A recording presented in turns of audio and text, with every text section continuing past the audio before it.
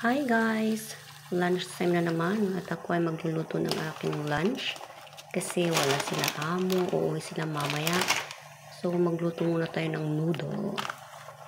So, ito po ang aking noodle na lulutuin. Ang dami-dami niyang haribang. Kaya inilagay ko dyan is yung beef balls tapos yung dumplings. Nilagay na natin ang noodles. Ang noodles na yan medyo mahirap lutuin. Ayan, kulo-kulo lang siya. Nilagay ko muna ang oil.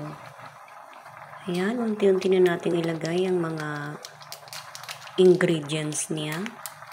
Mga ano to mga pickled. Ayan, onion. Ayan.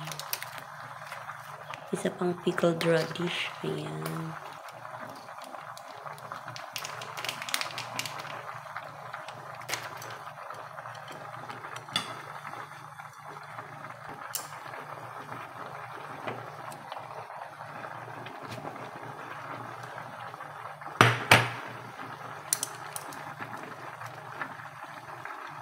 Pagkatapos natin ilagay yan, ilagay naman natin ang I do believe na oyster sauce ito or dark soy sauce.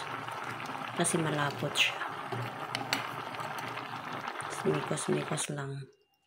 So, ito na po ang ating nilutong noodle for our lunch. Kain na po tayo. Bye!